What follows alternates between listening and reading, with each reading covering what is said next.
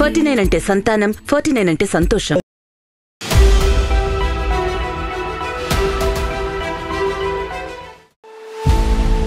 అంటే మీ దృష్టిలో ఒక సీనియర్ జర్నలిస్టుగా, అలాగే తెలంగాణ ఉద్యమ నేతగా, కేసీఆర్తో ఎన్నో ఏళ్ళ నుంచి పరిచయం ఉన్న వ్యక్తిగా బీఆర్ఎస్ కున్న బలాలు ఏమని అనుకుంటున్నారు సార్? చాలా విషయాల్లో చాలా రాడికల్గా ఆయన మాట్లాడుతున్నారు. ఒకటి, వ్యవసాయానికి సంబంధించి ఈ దేశ వ్యవసాయ విధానం పెట్టుబడిదారుల చేతుల్లోకి వెళ్ళకూడదు. ఈ విధానాలు బాగానే ఉండొచ్చు, కానీ అంత ఈజీగా ఆల్ ఆఫ్ సడన్ ఇటు నుంచి అటు 360 డిగ్రీస్ మారుతాయని నేను అనుకోవట్లేదు. వైఎస్ రాజశేఖర రెడ్డి వరుసగా 2 రోజులు అసెంబ్లీలో ఆయన మీరు రాసిన ఆర్టికల్ చదవడం, గుర్తు చేయటం. నేను ఒక మెమోరాండం తీసుకెళ్లి ఆయన కలిశాను. ఆయన దగ్గరికి తీసుకెళ్ళి, ఈయన సీఎం గారు సుబ్రహ్మణ్యం గారి దగ్గరికి వచ్చి నాతో పాటు పరిచయం చేసి, మీరిద్దరు దీని మీద ఆలోచించండి, దీన్ని ఎట్లా అమలు చేస్తే బాగుంటుంది.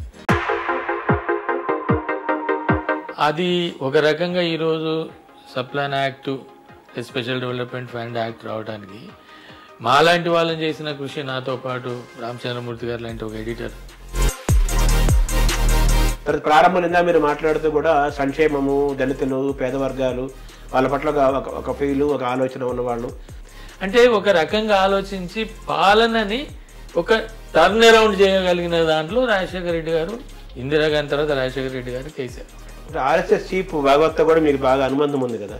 చాలా మంది ఆయన ఇలాంటి పెద్ద నాయకులతో, దళిత నాయకులతో ఆయన ఇంటరాక్ట్ అవుతుంటారు, వింటుంటారు కదా. దాన్ని ఎలా చూడాలి? దాని ప్రభావం ఏమైనా ఉంటుందా? దాన్ని ఎలా చూడాలి సార్?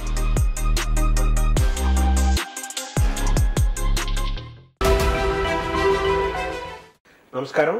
మనతో పాటు మల్లేపల్లి లక్ష్మయ్య గారు ఉన్నారు. మల్లేపల్లి లక్ష్మయ్య గారు సీనియర్ జర్నలిస్టు, కాలమిస్టు, దళిత ఉద్యమకారుడు, అంబేద్కరిస్టు, ప్రస్తుతం బుద్ధవనం స్పెషల్ ఆఫీసర్గా ఉన్నారు. వారిని అడిగి సమకాలీన రాజకీయాలు, మిగిలిన విషయాలు తెలుసుకుందాం. సార్ నమస్కారం. సార్ నమస్కారం శర్మ గారు. ఈరోజే బీఆర్ఎస్ ఆఫీస్ ప్రారంభం ఢిల్లీలో జరుగుతుంది కదా. టీఆర్ఎస్ నుంచి బీఆర్ఎస్లోకి ఆయన దాన్ని పెంచానంటున్నారు. దాన్ని ఎలా చూస్తున్నారు? ఒక తెలంగాణ వాదిగా, తెలంగాణ ఉద్యమ పోరాటంలో మీ పాత్ర చాలా గొప్పది కదా. దీని ప్రభావం ఏ విధంగా ఉండబోతుంది? మీ ఒక తెలంగాణ వాదిగా మీ స్పందన ఏంటి దీని మీద?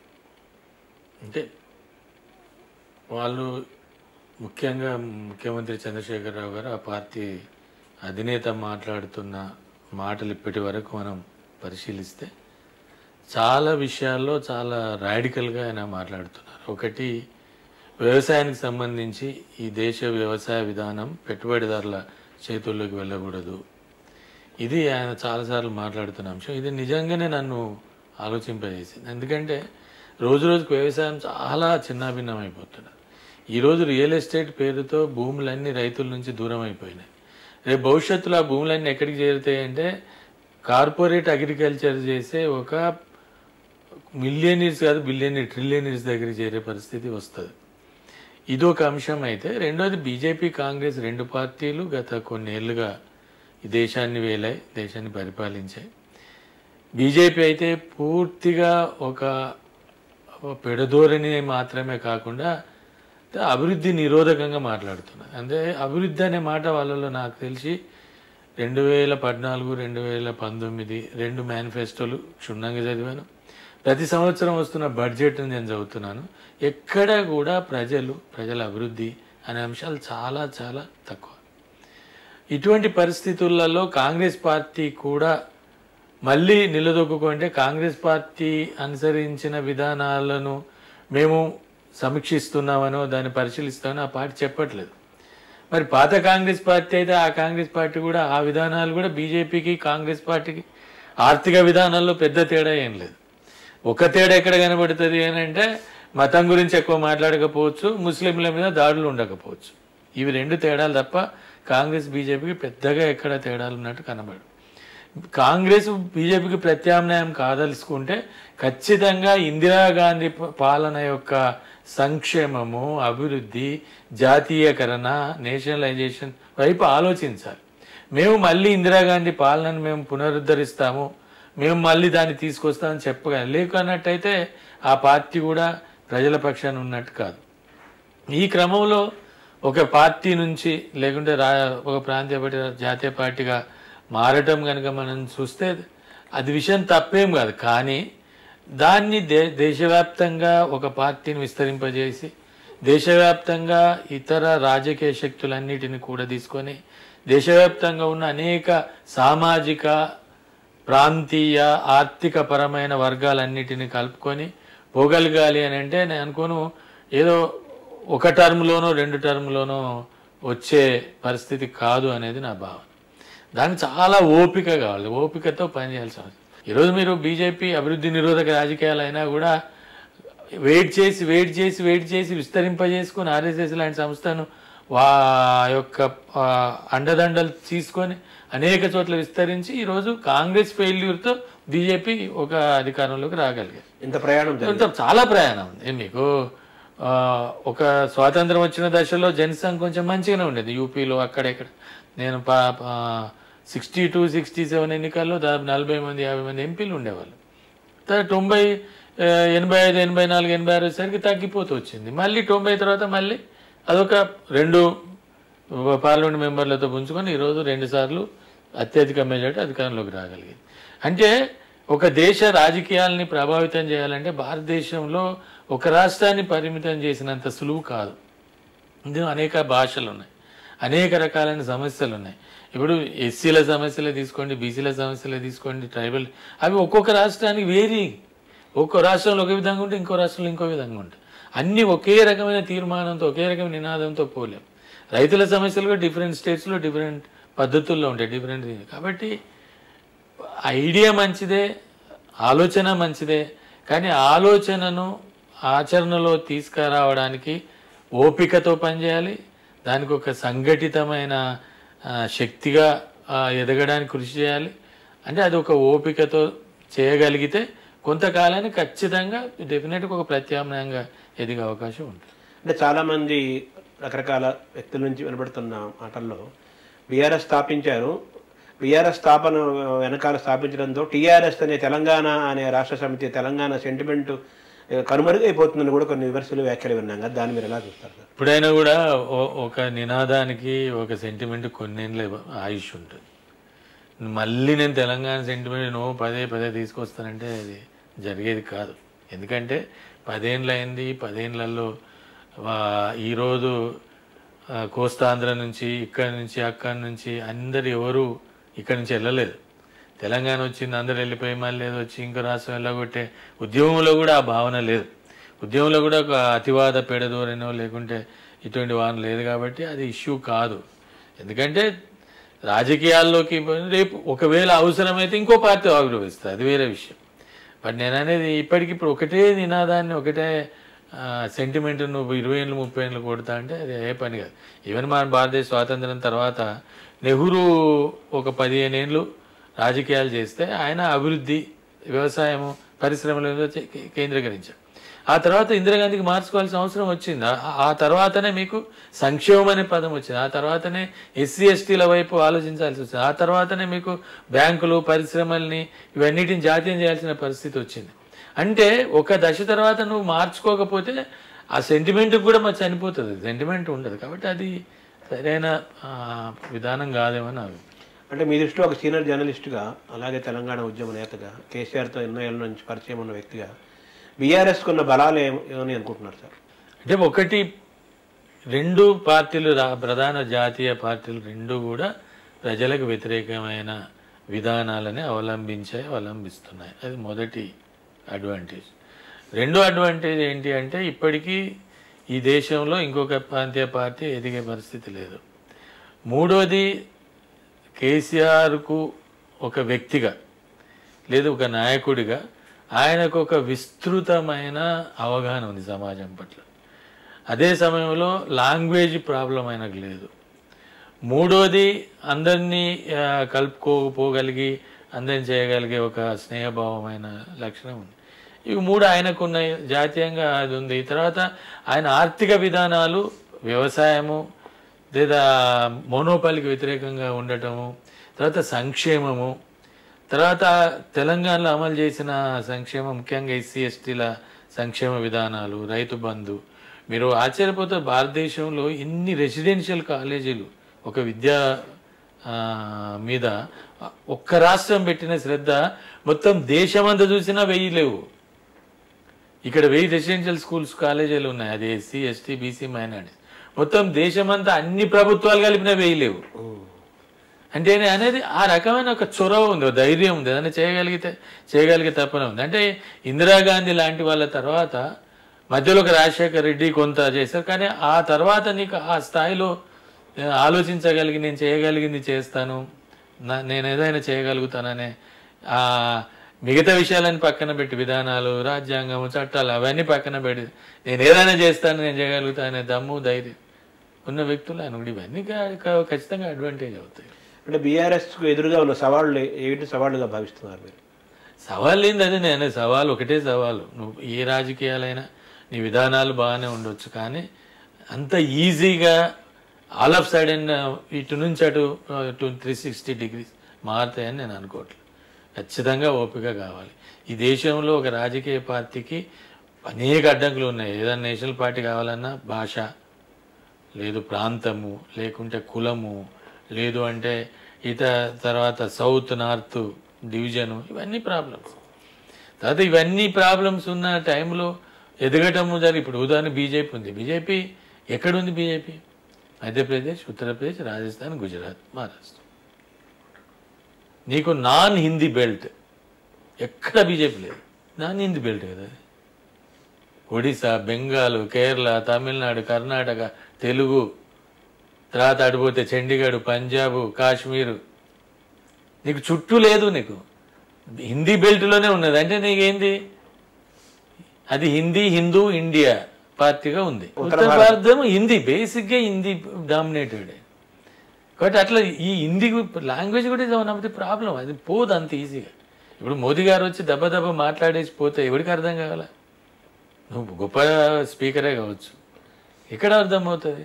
కాబట్టి అటువంటి అన్ని పార్టీలకు ఉంటుంది. కాబట్టి కాంగ్రెస్ అంతే, కాంగ్రెస్ 5-6 స్టేట్లకు పరిమితమైంది, బీజేపీ 5-6 స్టేట్లకు పరిమితం. ఎవరు నేషనల్ పార్టీగా మునుపటిలాగా కాంగ్రెస్ పార్టీ 25 రాష్ట్రాల్లో ఏకబిగిన అన్ని రాష్ట్రాల్లో ఉన్న పార్టీ ఏది లేదు.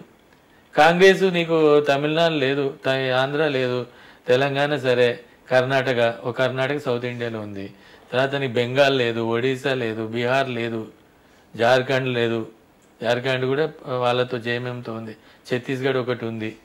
తర్వాత ఇక ఉత్తరప్రదేశ్, మధ్యప్రదేశ్, రాజస్థాన్, గుజరాత్. మళ్ళీ బీజేపీ ఎక్కడ ఉందో కాంగ్రెస్ కూడా అదే అపోజిషన్ పార్టీలో. యూపీలో లేదు. అంటే ఆ శూన్యత ఉందంటారా? వ్యాక్యూమ్ ఉందంటారా? డెఫినెట్గా ఉంది. సో అది బీఆర్ఎస్కి కలిసి వచ్చే అవకాశం భావిస్తున్నారా? నేను అదే చెప్తున్నాను, మళ్ళీ కలిసి వచ్చే అవకాశం ఉంటే ఒకటే కండిషన్ ఏంటంటే ఇమ్మీడియట్గా రిజల్ట్ ఉండదు. They have to wait, they have to work hard, they have to go a long way. సహనం ఉండాలి, ప్రయాణం చేయాలి, కూర్చోవాలి, దాని మీద కూర్చోవాలి, ఓపికగా ఉండాలి, నిలబెట్టుకోవాలి, పని చేయాలి.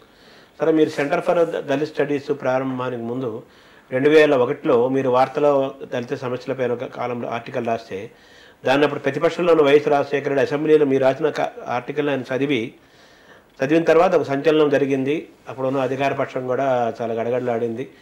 తర్వాత మీరు ఈ ఉద్యమంలోకి సెంటర్ ఫర్ దళిత్ స్టడీస్ ప్రారంభించడానికి కూడా ఒక భూమిక, వేదిక అయింది కదా. ఆ వైఎస్ రాజశేఖర రెడ్డి సందర్భం, ఆ అనుబంధం, ఆ సంఘటన ఒకసారి చెప్పండి సార్. అంటే బేసిక్గా నేను జర్నలిస్ట్గా 90లో వచ్చాను. 90లో వచ్చిన తర్వాత నాకు అడ్వాంటేజ్ ఏమొచ్చింది అని అంటే, నేను బీట్ రిపోర్టర్గా ఎప్పుడు పనిచేయలేదు. అంటే ఏదో కాంగ్రెస్ పార్టీ లేకుంటే ఎడ్యుకేషన్, హెల్త్. నేను ఆంధ్రపత్రికలో ఎడిటోరియల్లో పనిచేసా, ట్రైనీ సబ్ ఎడిటర్గా. ఆ తర్వాత సుప్రభాతంలో పనిచేసినప్పుడు అది మ్యాగజైన్ కాబట్టి ఖచ్చితంగా ఒక ఇండిపెండెంట్ వర్క్ ఉండేది. తర్వాత స్పెషల్ స్టోరీస్ అవకాశం ఉండింది. అవన్నీ రాస్తూ ఉన్న టైంలో అనేక మంది రాజకీయ నాయకులతో ఒక దగ్గర సంబంధం, అట్లా రాజశేఖర రెడ్డి గారితో సంబంధం వచ్చింది. తర్వాత 1896లో రామచంద్రమూర్తి గారు ఉదయంకి మళ్ళీ రీఓపెనింగ్ ఎడిటర్గా వస్తున్నారంటే వెళ్ళాను. కలిసినప్పుడు ఆయన చాలా సాధారణంగా ప్రేమగా ఆహ్వానించాడు. నేను ఇప్పటి నుంచి ఎక్కడుంటే మీరు అక్కడ నాతో ఉంటారన్నాడు. అయితే స్టిల్ ఇట్స్ నౌ కంటిన్యూ. దాదాపు 1916 అంటే ఇది దాదాపు 26 ఏళ్ళ నుంచి కలిసి పనిచేస్తాను. వార్తలు ఆయన చేరిన తర్వాత నేను చేరాను. ఆ తర్వాత ఈ బడ్జెట్కి సంబంధించిన ఒక అవగాహన వచ్చినప్పుడు ఎస్సీ ఎస్టీలకి ఒక సపరేట్ బడ్జెట్ ఉంటుంది, special component plan, tribal subplan అని. అవి ఉపయోగంలోకి రావట్లేదు, ఊరికే పేరుకు మాత్రమే కేటాయింపులు ఉంటున్నాయి కానీ ఎక్కడ ఆచరణలో అమల్లో లేవు అని అన్నప్పుడు దాని మీద ఒక పరిశోధన చేసి 2-3 నెలలు తిరిగి అందరితో మాట్లాడి అర్థం చేసుకొని రాసిన తర్వాత అప్పుడు అసెంబ్లీ నడుస్తుంది. అది నాకు తెలిసి మార్చి 29. అప్పుడు ఆ ఆర్టికల్ రావడం, ఆర్టికల్ని రాజశేఖర రెడ్డి గారు దాన్ని ఆశాంతం చదివి 0 అవర్లో దాన్ని రేజ్ చేయటం. అప్పుడు పుష్పలీల సోషల్ వెల్ఫేర్ మినిస్టర్ ఉన్నారు, ఆమె దాన్ని మేము ఇది ఆలోచిస్తాం తెల్లారి మళ్ళీ రేజ్ చేశాడు ఆయన మర్నాడు కూడా. అంటే మీరు సమాధానం ఇస్తా అన్నారు కదా, ఏంటి ఎందుకు ఇవ్వరు? తర్వాత అయిన తర్వాత ఏమైంది, 2001 అయిపోయిన తర్వాత 2002-03 తర్వాత ఇక నేను దాని మీద కొంత ఎవ్రీ ఇయర్ ఒక అవగాహన సదస్సులు పెట్టడం, యాక్టివిస్టులకి ఆ విషయాలను తీసుకెళ్ళడం, ఇవన్నీ చేయడం అనేది. వైఎస్ రాజశేఖర రెడ్డి వరుసగా 2 రోజులు అసెంబ్లీలో ఆయన మీరు రాసిన ఆర్టికల్ చదవడం, గుర్తు చేయటం వల్ల అధికార పక్షం అప్పుడు చంద్రబాబు నాయుడు ముఖ్యమంత్రిగా ఉన్నాడు కదా, వాళ్ళు ఎలా అంటే వాళ్ళకు ఒక కొత్త దెబ్బ అది. అదే జనరల్గా ఊహించని కార్నర్ నుంచి కొట్టిన దెబ్బలాగా ఉంది వాళ్ళకి. ఎందుకంటే అది వాళ్ళకే తెలియదు. నాకు తెలిసి చంద్రబాబు నాయుడు గారికో ఇంకో మంత్రికో ఆ విషయాలు తెలిసి అని నేను అనుకోవట్లేదు. కాబట్టి వాళ్ళకి అర్థం కాలేదు ఇది ఏంటిది అని. మళ్ళీ వాళ్ళు ఆలోచించుకొని ఏదో చేశారు. మేము 15 నుంచి 16% పెంచుతున్నామని తర్వాత ఏదో మాట్లాడారు. కానీ ఏమైపోయింది అంటే వాళ్లకు అది 2004 ఎన్నికలకు వచ్చేసరికి అది ఇష్యూ అయింది. 2002, 2003, 2004లో కూడా ఆ ఇష్యూను మనం రైజ్ చేయటం, తర్వాత ఈ పత్రికల్లో దాన్ని రెగ్యులర్గా వార్తలుగా ఎడిటోరియల్ రాయటం అనేది జరిగింది. ఇంకొక విషయం ఏంటంటే 2004లో రాజశేఖర రెడ్డి గారు అధికారంలోకి వచ్చిన తర్వాత నేను ఒక మెమోరాండం తీసుకెళ్ళి ఆయన కలిశాను. ఇది అప్పటికి చట్టం చేయాలనే అవగాహన కూడా లేదు మాకు. అంటే ఈ నిధులన్నీ సరిగ్గా అమలు జరగడానికి ఒక నోడల్ ఏజెన్సీని పెట్టండి. అంటే ఈ డబ్బులన్నీ ఆ నోడల్ ఏజెన్సీకి పోతే ఆ నోడల్ ఏజెన్సీ వివిధ డిపార్ట్మెంట్లకు ఆ డబ్బులు ఇచ్చి వాళ్ళు మానిటర్ చేస్తే ఈ ఖర్చు ఎట్లా జరుగుతుందో అర్థమవుతుంది అనే పద్ధతిలో ఒక నోడల్ ఏజెన్సీ పెట్టండి. అప్పటికి మహారాష్ట్రలో ఒక నోడల్ ఏజెన్సీ ఉంది.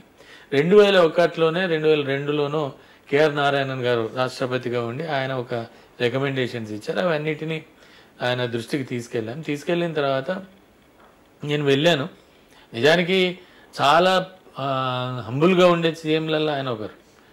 అసలు నాకు తెలిసి నేను ఆ రోజు ఏదైతే మెమోరాండం తీసుకెళ్ళిన అపాయింట్మెంట్ ఏం లేదు. అంటే ముందే అపాయింట్మెంట్ తీసుకొని వెళ్ళి ఇచ్చే నేను ఊహించలేదు.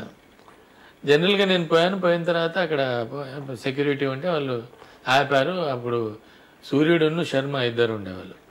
వాళ్ళిద్దరు వచ్చి బలే ఆయన ఎందుకు ఆపుతున్నారు సార్, ఇప్పుడు 8 మంది మినిస్టర్లు ఆయన దగ్గర కూర్చోన్నారు. ఇంతే ఉంటుంది ఇది నాకు తెలిసి. Assembly chamber.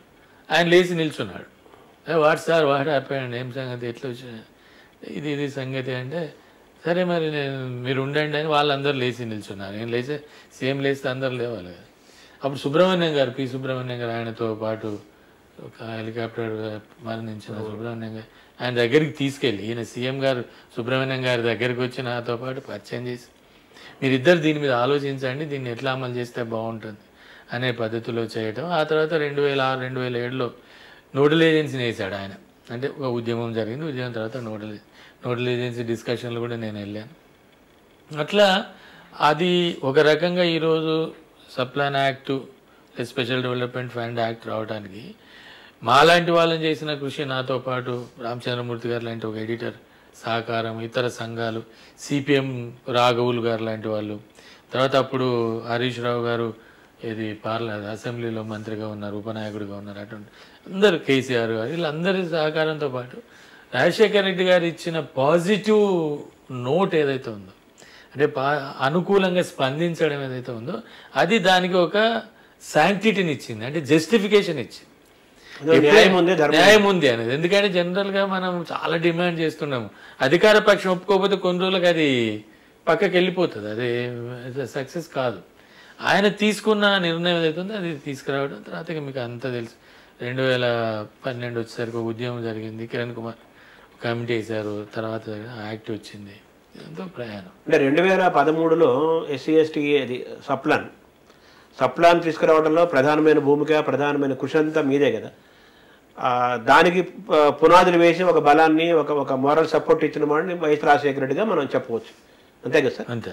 తర్వాత ప్రారంభం నిందా మీరు మాట్లాడుతూ కూడా సంక్షేమము, దళితులు, పేద వర్గాలు వాళ్ళ పట్ల ఒక ఫీలు, ఒక ఆలోచన ఉన్నవాళ్ళు, అభివృద్ధి ఎంతో కొంత జరిగిన వాళ్ళతో పోల్చుకుంటే ఇందిరాగాంధీ, వైఎస్ రాజశేఖర ఇంకో విషయం చెప్పాలి. 2014లో అధికారంలోకి వచ్చిన తర్వాత 15th ఆగస్టు స్పీచ్లో సంక్షేమం గురించి నన్నే రాయమన్నాడు. ఎవరు? రాజశేఖర రెడ్డి. నేనేం మాట్లాడాలో మీరు రాయండి అన్నాడు. నేను రాసి పంపాను, అదే మాట్లాడాడు. అంటే నేను ఎందుకు చెప్తున్నానంటే ఆ రకమైన ఒక పాజిటివ్ బెండ్ ఆఫ్ మైండ్ ఉంది ఆయనకు. అంటే ఒక ఈ ప్రజల పట్ల, ఈ వర్గాల పట్ల ఆయనకు ఆ తపన ఉంది. తర్వాత అటువంటి ఏమంటారు, ఒక రిసీవింగ్ ఎండ్ కూడా ఉంది, రిసీవ్ కూడా ఉంది ఆయనకు. చాలామందికి రిసీవ్ ఉండదు, చేయగలుగుతారు కానీ ఇతరులు చెప్పేది తీసుకోవాలనే ఇది ఉండదు. కాబట్టి రాజశేఖర రెడ్డి లాంటి వాళ్ళకి ఏంటంటే రిసీవ్ కూడా ఉండదు. ఏదైనా చెప్తే వీ కెన్ ఫాలో ఇట్. లేకుంటే ఆయన వచ్చి సుబ్రహ్మణ్యం గారిని పరిచయం, సీఎం సుబ్రహ్మణ్యం పిలిచి పరిచయం చేయొచ్చు కదా, చేయలేదు ఆయన. ఆయన స్వయంగా వచ్చి, ఎందుకంటే నేను వచ్చి మాట్లాడితే బాగుంటుంది. అట్లా చాలా సంక్షేమం. నాకు తెలిసి ఇందిరాగాంధీ తర్వాత రాజశేఖర్ రెడ్డి, ఆ తర్వాత కేసీఆర్ గారే నా ఉద్దేశంలో ఈ సంక్షేమం గురించి రాష్ట్రంలో ఆలోచించిన వాళ్ళు. అంటే ఈ పేదల పట్ల, అణగారిన వర్గాల పట్ల ఒక ప్రత్యేకమైన ప్రేమ, ఆలోచన ఉన్న వ్యక్తులుగా చెప్పచ్చు సార్ వీళ్ళని. అంటే నేను ఎందుకంటున్నానంటే ఇప్పుడు సంక్షేమం, పేదలు అనే వర్డ్ చాలా వేగ్ వర్డ్. అంటే యాక్చువల్గా అట్టడుగున ఉన్న వర్గాలు ఏవి అనేది మనం చూడాలి. గాంధీ లాంటి వాళ్ళు అంత్యోదయ అనే ఒక కాన్సెప్ట్ను తీసుకోవటం అంటే చిట్ట చివరి వాడికి అభివృద్ధి ఫలాలు అందాలి అనేది. చిట్ట చివరి వాడు ఎవడు ఊళ్ళో? ఎస్ఆర్ శంకరన్ గారు చెప్పేవాళ్ళు. అసలు ఆయన అధికారిగా ఉన్నప్పుడు చాలామంది పేదరికం గురించి సర్వే చేద్దాం అదంటే చెప్పేవాడట. ఆయన చాలాసార్లు మాతో మాట్లాడినప్పుడు చెప్పిన విషయం. అది మళ్ళీ సర్వే ఎందుకండి, అవి ఎస్సీలు పేదలే కదా, ఆ నుంచి మొదలు పెట్టండి పని. మళ్ళీ దానికి సర్వే టైం ఎందుకు వేస్ట్ చేస్తారు? మీరు ఏమన్నా అభివృద్ధి ఫలాలు అందించదలుచుకుంటే ముందు ఎస్సీస్తో మొదలు పెట్టండి. ఆయన ఎవరున్నారన్నమాట? శంకరన్ గారు. సేమ్ ఇదే వర్డ్ పోయిన సంవత్సరము దళిత బంధు సమయంలో కేసీఆర్ గారు ఇదే మాట మాట్లాడారు. మరి పేదరికం గురించి చర్చ ఎందుకండి? పేదలు ఎవడున్నాడు ఈ దేశంలో? అంటరానితనాన్ని తరతరాలు అనుభవించి సామాజిక, ఆర్థిక, సాంస్కృతిక, రాజకీయ పేదరికాన్ని అనుభవిస్తున్నవాడు వాడు. కాబట్టి అట్లనే రాజశేఖర్ రెడ్డి గారు కూడా అదే రకమైన ఒక అవగాహన. అంటే దాదాపు ఆయన ఇటువంటి ఒక పదబంధాలు వాడకపోవచ్చు కానీ ఆయన మైండ్లో అదే ఉంటుంది. అంటే మనం వీళ్ళకి చేయగలగాలి అని, ఆ చేయగలగాలి అనేది ఉన్నది కాబట్టే మీకు కోనేరు రంగారావు కమిషన్ వేశాడు. కోనేరు రంగారావు కమిషన్లో దళితుల ల్యాండ్స్ ఎట్లున్నాయి ఎట్లేదంతా చర్చ చేశాడు. రాజశేఖర రెడ్డి వేశాడు. కాబట్టి అదొక అద్భుతమైన కమిషన్. రిపోర్ట్ కూడా అద్భుతమైన రిపోర్ట్. సరే, ఇప్పుడు దానికి ఎంత కాలం ఉంది, కాలం చెల్లిందా ఉందా పక్కన పెట్టి, అంటే ఒక రకంగా ఆలోచించి పాలనని ఒక టర్న్ అరౌండ్ చేయగలిగిన దాంట్లో రాజశేఖర రెడ్డి గారు, ఇందిరాగాంధీ తర్వాత రాజశేఖర రెడ్డి గారు కేసీఆర్ నాకు తెలిసి. మిగతా వాళ్ళందరూ వాళ్ళ పద్ధతుల్లో చేశారు. ఎన్టీఆర్ గారు ఇంకో పద్ధతిలో ఆయన ఒక విప్లవాత్మక బీసీలను ఇంకోళ్ళు తీసుకొచ్చాడు రూపాయి కిలో. చంద్రబాబు నాయుడు ఇంకొక విషయంలో ఏదన్నా చేసి ఉండొచ్చు. అంతేగాని పేదలు ఒక సామాజికంగా మనం పనిచేయాలనే ఒక అవగాహనతో ఉన్న సీఎంలలో వీళ్ళు. 2013లో ఎస్సీ ఎస్టీ సప్లాన్ అది ఓకే అయిపోయింది కదా సార్, దాని ఫలితాలు ఇప్పుడు ఎలా ఉన్నాయి సార్? అసలు నేను అదే చెప్పబోతున్నాను. చాలా మందికి అర్థం కానిది ఏంటంటే, నేను రిపోర్ట్గా ఉన్నప్పుడు షామీర్పేట అని మన హైదరాబాద్కు దగ్గరలో ఉంటుంది. షామీర్పేట ఒక హాస్టల్లోకి వెళ్ళి చాలా అధ్వాన్నమైన స్థితి, తిండి లేదు.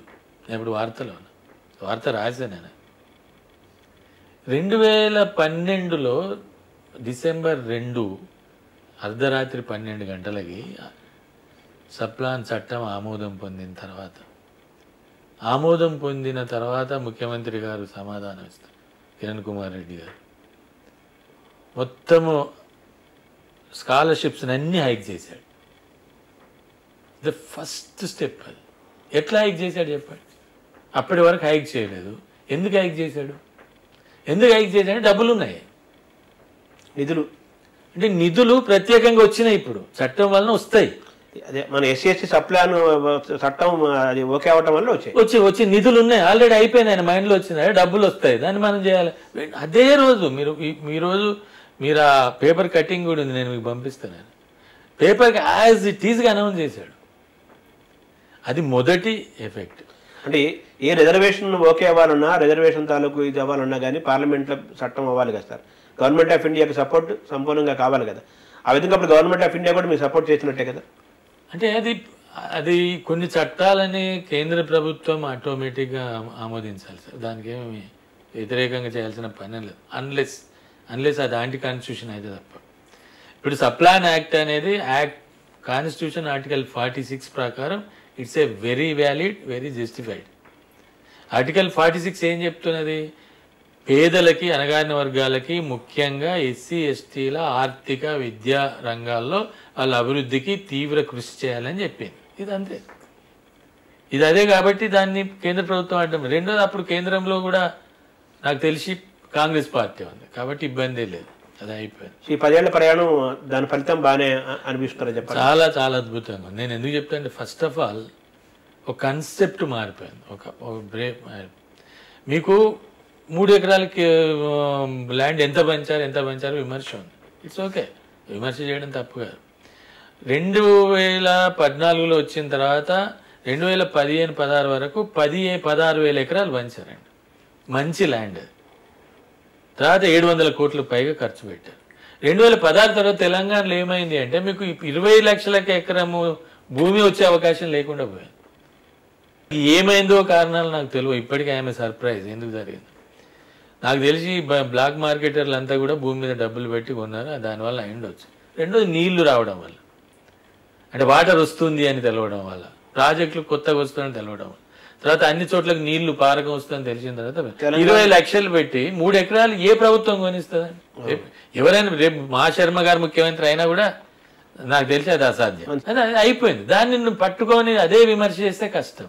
ఇప్పుడు అది అయిపోయిన తర్వాత మీకు 2016లో 125 బాబాసాహెబ్ అంబేద్కర్ జయంతి సందర్భంగా 125 రెసిడెన్షియల్ స్కూల్ ఎస్సీలకి, 130 పైగా ఎస్టీలకి, 200 మైనార్టీలకి, ఇంకో 150 బీసీలకు చేస్తే మొత్తం 1000 రెసిడెన్షియల్ స్కూల్స్ అయినాయండి. ఇది దేని ప్రభావం? సప్లాన్ ప్రభావమే. ఎస్సీలకు చేయడం వల్ల ఏమైంది అంటే, ఎస్సీలకు పెంచుతూ పోతే మిగతాళ్ళతో వ్యతిరేకత వస్తుంది, లేకుంటే మిగతాళ్ళు అసంతృప్తి ఉంటారేమో.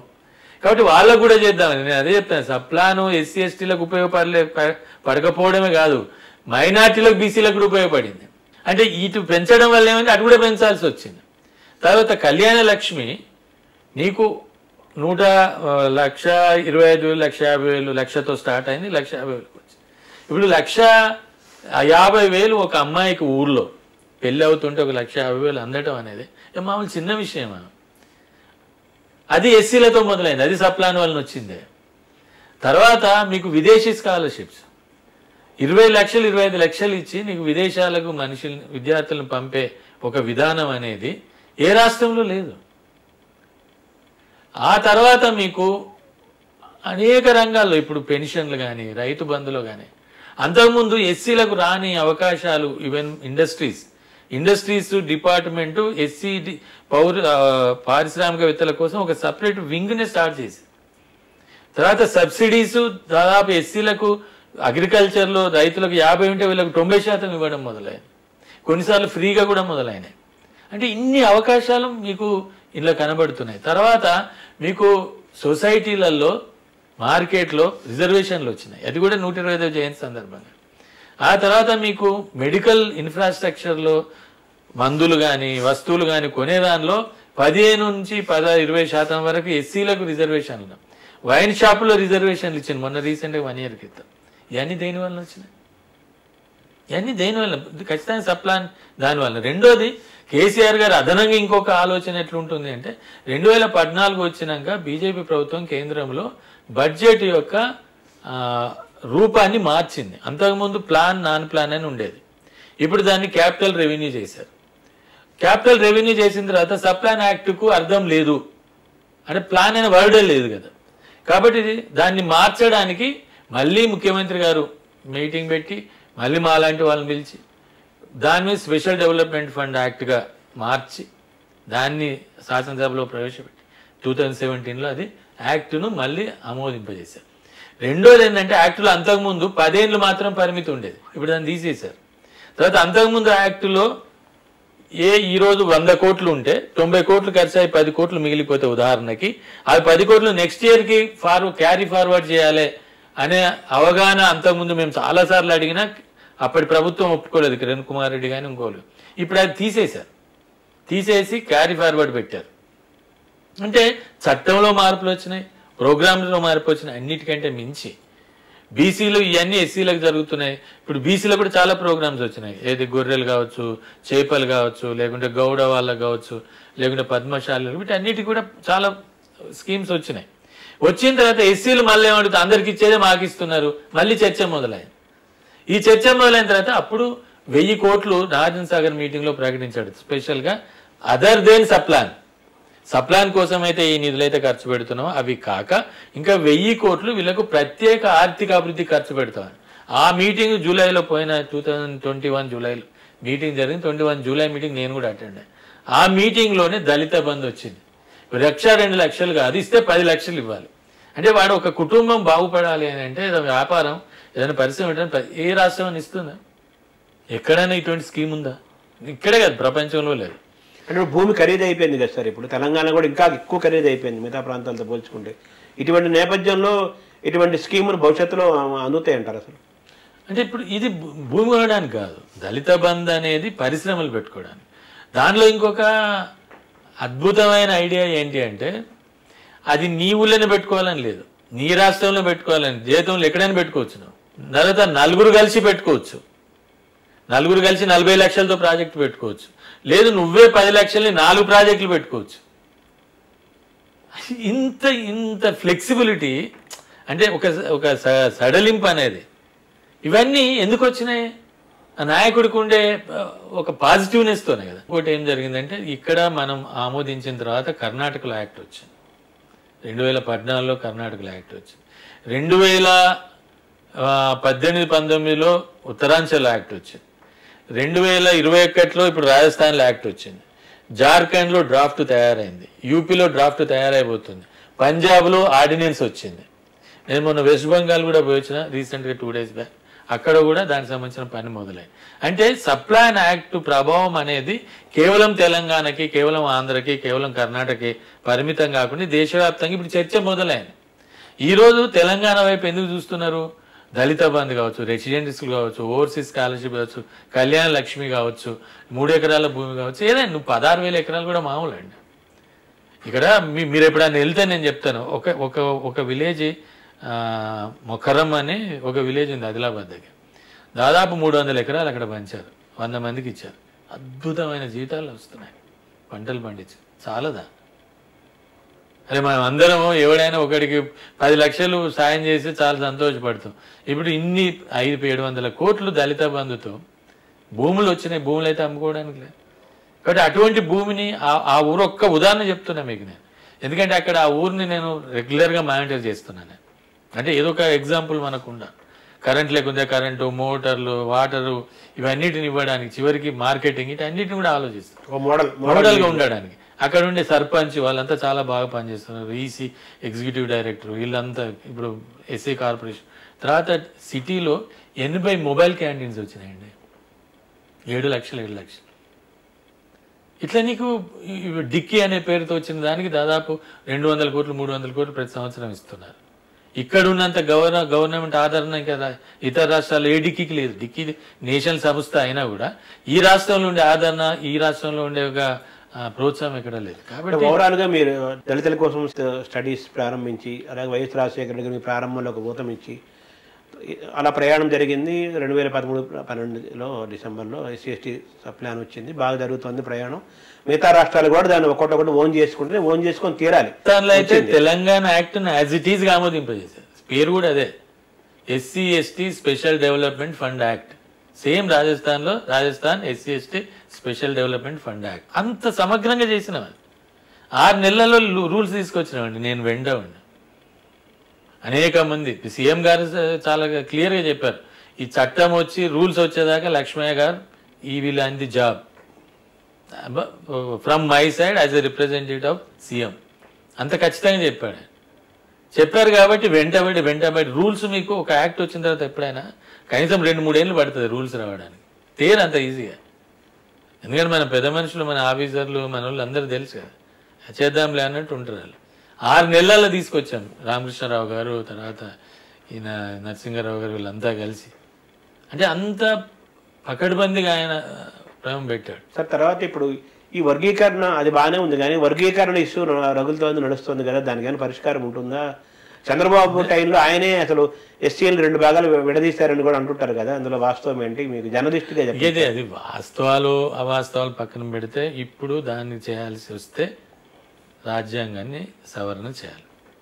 ఆర్టికల్ 341 ఏం చెప్తుందంటే ఎస్సీలను కులాలను కొన్ని చేర్చడం కానీ కొన్ని తీసివేయడం కానీ లేదంటే విభజించడం కానీ జరగాల్సి వస్తే పార్లమెంట్లో దాన్ని అమెండ్ చేయాలి అంతే. అది ఇప్పుడు బీజేపీ ఇంత అరుస్తుంది అది. ఇక్కడ మన నాయకులందరూ పాపం అందరు నా ఫ్రెండ్స్ ఎందుకు వాళ్ళ పేర్లు తీసుకోవాలి కానీ ఇది లేకముందు మేము చేస్తాం మరి ఏమైంది? ఎందుకు ఇప్పుడు ప్రజలను విభజించి కొట్లాడటం ఎందుకు? ఒకవేళ నువ్వు చేయదలుచుకుంటే ఈజ్ ఇట్ రైట్, ఒకవేళ నిజము సత్యం మంచిదే అయితే చేయొచ్చు. కానీ చేయడానికి ఈ ఎవడు ఆపట్లేదు మిమ్మల్ని. కాంగ్రెస్ని ఎవడు ఆపలేదు, ఇప్పుడు బీజేపీకి అయితే 2/3 మెజారిటీ ఉంది. మిగతా టీఆర్ఎస్ ఇంకో పార్టీ జగన్ పార్టీ మేమందరం మద్దతు ఇస్తామని అంటారు. ఏమాపారు? ఇదంతా ఏంటంటే దీన్ని ఇట్లనే ఉంచితే లైవ్గా కొన్ని రోజులు వీళ్ళని తట్టుకొని కొన్ని మాదిగా కొట్టుకొని మొదటి నుంచి నాలాంటి వాళ్ళ మేము చెప్తున్నది అంటే we are not against division or division but we will fight for all both. అందుకే సెంటర్ ఫర్ దళిత్ స్టడీస్ అనేది ఈ ఇంత వర్గీకరణ టైంలో మాదిగలు డిఫరెంట్గా విడిపోయి నానా ఘర్షణలు పడుతున్నారు. 7, 8, 9, 10, 11, 12లో అందరిని ఐక్యం చేసి సప్లాన్ మూవ్మెంట్ నడిపాం. అందరూ వచ్చింది మళ్ళీ. కాబట్టి నేనేమంటానంటే ఇది ప్రజల మధ్య సమస్య కాదు, ఇది ప్రభుత్వాల చిత్తశుద్ధికి ఉండే సమస్య. విభజించిన చంద్రబాబు అనే ఒక విమర్శ ఉంది కదా సార్, దాని నిజమేనా అది? మీరు అంటే ఇప్పుడు సమస్య ఉంటే ఎవడైనా విభజిస్తాడండి. నీకు డివిజన్ ఉంది, అభిప్రాయాలు మాది ఒక్క కులం కాదు అది. బేసిక్గా మనం ఆంథ్రపాలజికల్గా చూసినా సోషలాజికల్గా చూసినా these are different caste. Ambedkar garu లాంటి వాళ్ళు భారతదేశంలో ఉండే అన్టచబుల్ కమ్యూనిటీస్ అన్నింటినీ కలిపి షెడ్యూల్డ్ చేశాడు, కూర్చాడు ఒక దగ్గర. అందుకే దాటిని షెడ్యూల్డ్ క్యాస్ట్స్ అన్న, not scheduled caste. Scheduled castes అవి, డిఫరెంట్ క్యాస్ట్స్ అవి. డెఫినెట్గా తరతరాలుగా డివిజన్ ఉంది. ఈ కుల వ్యవస్థలో నీకు బ్రాహ్మణుల్లో ఒక 120 తెగలు ఉంటాయి, రెడ్లలో 90 తెగలు ఉంటాయి, ఇంకో దానిలో ఇంకో తెగలు ఉంటాయి, ఎస్సీలలో ఇన్ని తెగలు ఉంటాయి. ఇప్పుడు మనం ఏ కులంలోనైనా ఒక శాఖ ఇంకో శాఖ పెళ్లి చేసుకోకపోవడం ఇన్ని నిబంధనలు, ఇన్ని అబద్ధాలు, ఇన్ని వ్యవహారం ఉన్నాయి. ఇంట్లో కూడా ఉంది. ఓడు ఎక్కువ ఓడు తక్కువ అనే తేడా ఉంది. లేకపోయింది విభజన వల్ల నష్టం జరగలేదంటారా? నాకు అట్లా ఏమనిపించదండి. అదే పని చేయనోడికి నేను అనేది మేము పని చేసినాం, మాకు ఎక్కడ ఇబ్బంది కాదు. సప్లాన్ మూవ్మెంట్ మొత్తం నడిపాము. అయితే ఐక్యంగా ఉన్నప్పుడు ఏం గొప్పలు సాధించినాము నాకు అది అర్థం కావట్లేదు. అంటే బిఫోర్ 95, 96 ఏం గొప్పలు సాధించాం? ఈ వర్గీకరణ ఎప్పుడైనా వచ్చే అవకాశం ఉందంటారా? నాకు తెలిసి ఈ పార్టీలకు చిత్తశుద్ధి లేదండి. ప్రాబ్లం ఏమవుతుందంటే భారతదేశంలో చెమార్ అనే community major community. Chamar they are against the categorization. BJP ఒకటైందంటే చెమార్ మాకు ఓటేయట్లేదు కాబట్టి పోతే పోయిన వాళ్ళంతా మాకేం సంబంధం లేదు అనుకుంటే బీజేపీ తెచ్చే అవకాశం ఉంటుంది. మహారు, చెమారు, ఇక్కడ మాల, అక్కడ పోతే పులయ, అక్కడ పోతే హొలియా, అక్కడ పోతే పరయ, ఇవన్నీ కమ్యూనిటీస్ మాకు వేయట్లేదు వీడు అనుకొని బీజేపీ చేయగలిగితే. ట్రైబల్స్ చాలా మంది బీజేపీని ఓన్ చేసుకుంటున్నారు కదా సార్ లేటెస్ట్గా. అంటే ఏమవుతుందంటే ఆర్ఎస్ఎస్ లాంటి సంస్థలు చాలా లోతుల్లోకి వెళ్ళి వనవాస్ కళ్యాణ్ పేరుతో చాలా లోతుల్లోకి వెళ్ళి వాళ్ళ పాత రామాయణము భారతంతో ఉండే ట్రైబల్స్కి ఉండే ఒక రిలేషన్, శబరి కావచ్చు, లేకుంటే హిడింబి కావచ్చు, లేకుంటే ఘటోత్కచుడు కావచ్చు, వీటన్నిటిని ఇప్పుడు రాముడు 14 ఏళ్ళ అడవిలో ఉన్నాడు, పాండవులు 13 ఏళ్ళ అడవిలో ఉన్నారు. ఈ అడవిలో ఉండడం వల్ల వాళ్ళకు ఉండి ఎక్కడో ఒక్కడో ఉన్నా లేకున్నా కథ అయితే ఉంది. మనుషులు ఉన్నారా లేరా పక్కన పెడు, ఆ కథ ఉంది కాబట్టి ఎక్కడో దగ్గర ఓన్ చేసుకునే స్థితి ఉంటుంది కాబట్టి దాన్ని వాడుకుంటున్నారు. కొంత మీరు అన్నట్టు బీజేపీ గెయిన్ అవుతున్న మాట నిజం. తర్వాత రెండోది ఏమవుతుంది అంటే నీకు ట్రైబల్స్లో కూడా సమస్య ఉంది. ప్లెయిన్ ట్రైబ్స్ అండ్ మీకు ఈ ట్రైబ్స్, ఆ ట్రైబ్స్ వాడుకుంటే ఈ ట్రైబ్స్ వాడుకుంటే అది డివిజన్ బీజేపీ మొదటి నుంచి అయింది. ఇప్పటికైతే కాంగ్రెస్తో ఏ గ్రూపులు ఉన్నాయో వాటిని కాదని మిగతా గ్రూప్స్ని డైవర్ట్ చేయడం అనేది వాళ్ళు ప్లాన్ చేశారు, సక్సెస్ అయ్యారు. ఆర్ఎస్ఎస్ చీఫ్ భాగవత్తో కూడా మీకు బాగా అనుబంధం ఉంది కదా. చాలామంది ఆయన ఇలాంటి పెద్ద నాయకులతో దళిత నాయకులతో ఆయన ఇంటరాక్ట్ అవుతుంటారు, వింటుంటారు కదా. దాన్ని ఎలా చూడాలి, దాని ప్రభావం ఏమైనా ఉంటుందా, దాన్ని ఎలా చూడాలి సార్? అంటే 2006లో ఒకసారి నేను అప్పుడు సిడిఎస్లో ఉన్నా, అంటే ఉద్యోగంలో లేను, ఆంధ్రజ్యోతికి రాస్తున్నా. కిషన్ రెడ్డి గారు లాంటి వాళ్ళు వచ్చి మహబూబ్నగర్లో ఒక పదాధికారుల సమావేశం ఉంది, మీరు ముఖ్య అతిథిగా రావాలి. మోహన్ భగవతి గారు అప్పుడు డిప్యూటీ చీఫ్ కాలేదు అప్పుడు, ఆయన వస్తున్నారు కాబట్టి రావాలంటే నా గురించి మీకు తెలుసు కదా, నేను మళ్ళీ ఆర్ఎస్ఎస్కి నన్ను పిలిచి మీరు మాట్లాడండి, లేదు మీరు ఏమైనా మాట్లాడండి, what ever you want you can talk. ఆ తర్వాత చాలామంది పెద్ద మనుషులు అడిగితే వెళ్ళండి ఏమున్నది మీరు చెప్పాల్సింది. నేను అక్కడే చెప్పాను, కుల వ్యవస్థ అనేది ఈ దేశంలో ప్రధాన సమస్య. కుల వ్యవస్థ పోకుండా హిందూ మతం అనేది సంస్కరించబడదు. కాబట్టి కుల వ్యవస్థకు హిందూ పురాణాలు, హిందూ దేవతలు, వాటి యొక్క బిలీఫ్స్, విశ్వాసాలు ఇవన్నీ దోహదం చేస్తున్నాయి. వీటి అన్నిటి ఇదే మాట్లాడాను, నా దగ్గర స్పీచ్ కూడా ఉంది. ఆ తర్వాత 2012లో ఒకసారి భగవతి గారు పిలిచారు, అదే డిస్కస్ చేయండి. నేను రామచంద్రమూర్తి గారు ఇద్దరం వెళ్ళాము, దాదాపు 3 గంటలు మాట్లాడటం జరిగింది. ఆయనతో లంచ్ కూడా చేసి అప్పుడు ఆయన చాలా విషయాలు అడిగితే నేను ఒకటే చెప్పాను, నేను అనేది మీరు హిందూ మతం అందరి మతం అని మీరు అనుకుంటే, లేకుంటే అందరం మేము అనుకుంటే దానికి ప్రీ కండిషన్ ఏంటి అని అంటే దానికి ఒక కామన్ కోడ్ ఒకటి తయారు చేయండి.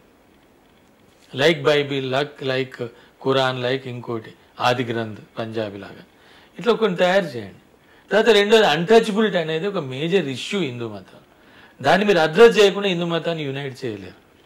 మీరు ఒక 20-25% మందిని బయట పెట్టేసి వాడి దేవాలయంలోకి రావద్దు, వాడి నీళ్లు ముట్టుకోవద్దు, వాడికి శ్మశానాలు సపరేట్ ఉండాలి, మా శ్మశానాలు రావద్దు, ఇవన్నీ మీరు మాట్లాడిన తర్వాత హిందూ మతం అనేది ఎట్లా అభివృద్ధి అవుతుంది, హిందూ మతానికి ఆ స్ట్రెంగ్త్ ఎట్లా వస్తుంది, ఆ బలం ఎట్లా వస్తుంది.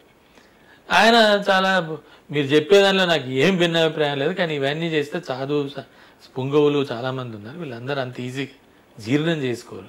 It's a big problem. You have to go slowly పోవాల్సిన అవసరం ఉంటుంది. ఐఎమ్ నాట్ అగైన్స్ మీరు 2 గంటలు, 1 గంట ఆయన మాట్లాడుతాడు, 2 గంటలు మేము మాట్లాడుంటాం. 2 గంటల్లో అనేక విషయాలు వచ్చినాయి. అది అట్రాసిటీస్ కావచ్చు, ఇంకోటి కావచ్చు, ఉదాహరణలతో ఆయన చెప్పాల్సింది చెప్పాడు, నేను చెప్పాల్సింది చెప్పాడు. అయిన తర్వాత ఇది నేను అనుకుంటాను మార్చో ఏప్రిల్ ఎప్పుడో జరిగింది. అక్టోబర్లో ప్రతి సంవత్సరము దసరా రోజు వాళ్ళకు ఒక స్పెషల్ ఏమంటారు వాళ్ళ పాలసీ స్పీచ్ ఉంటుంది.